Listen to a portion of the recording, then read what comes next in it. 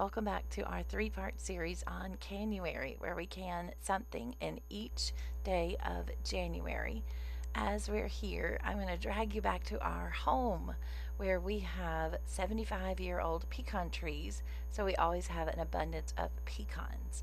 Pecans are absolutely healthy and delicious. We don't spray our pecans or do anything like that. So these are fresh harvested and cracked here at our home, and we process them for ourselves. Today I'll be featuring a few unusual tools, my pecan pickers and my Wasm Works 3D LLC can, lid, and ring organizer. So you'll see me talk a little bit more about that. It is my favorite, and over at Wasm Works they have been making some improvements, so be sure to check out their new improved renditions, taking suggestions from canners. This is the other unusual product I was telling you about. It is from Harbor Freight.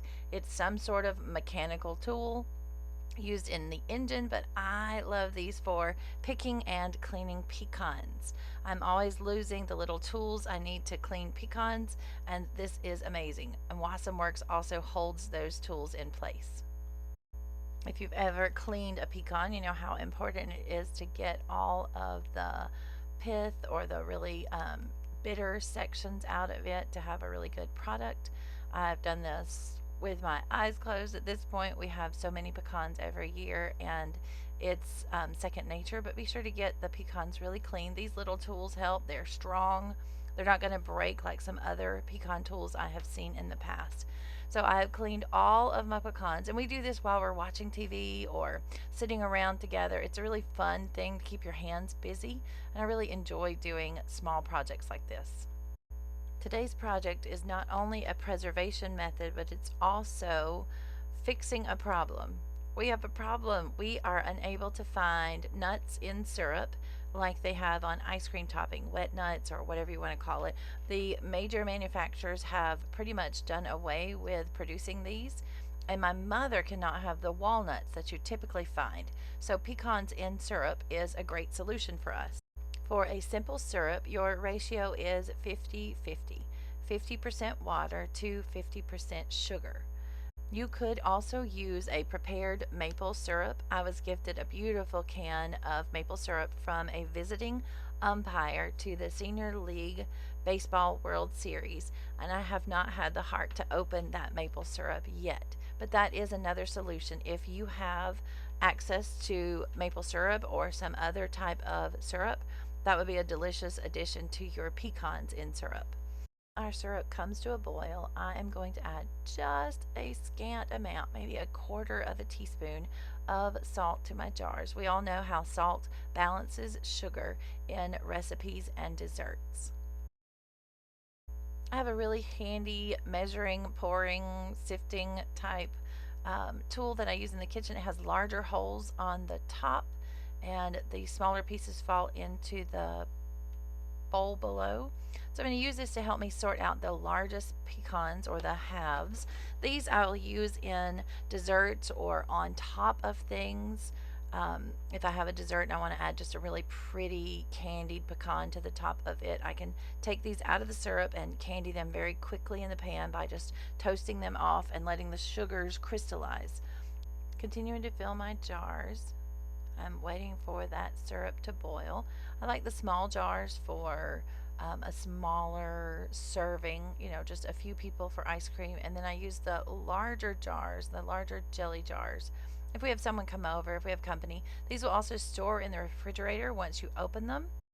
While the syrup comes to a boil, I'm going to go in with pure vanilla extract. You can add vanilla bean paste, vanilla sugar, even a coffee extract might be good if you have a specific coffee recipe. I'm going to put just a drop in each one of these jars. I'm not measuring it, and that gives a richness to the finished product. I have my prepared napkin, clean white napkin, and vinegar. I'm going to top the jars with the simple syrup, leaving 1/4 inch headspace. Fill those all the way up. Remember, syrup is hot and sticky. Not only will it stick to you, it will burn and stick. And that is not a fun experience. Filling all the jars very, very carefully. They normally debubble themselves, but you can check for any large air bubbles and remove those with a debubble. In true rebel canning style, I rarely measure, and so this time I ended up with a little bit of extra simple syrup, and of course we don't want to waste that. This is an opportunity to go ahead and jar it up as well. I'm going to toss it into two of the larger jars, and I will use it later in a recipe, a coffee or a tea, or I can add it to the next batch as more pecans are ready to go. We don't want to waste anything. As mentioned before, you will see my gray Wasm Works 3D LLC canning lid and ring organizer. He has added some new features, listening to feedback and things, so be sure to check those out. This has become my favorite new tool. I bought these for myself. Well, my husband bought them for me for Christmas. I have two of them in the gray color, but he has lots of different options. Now we're going to show you something a little different. This is a tool called a refractometer. You do not need this tool. I use this for my syrups. We have Eastern Concord grapevines, and I preserve the grape juice for use later.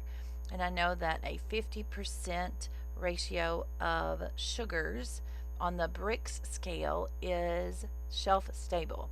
So these can sit out on the shelf without any trouble. So I always measure my simple syrup to make sure we are in that range. Because I am confident in the shelf stability of my simple syrup and my Rebel canning skills, I will water bath process these small jars in a small batch for 10 minutes.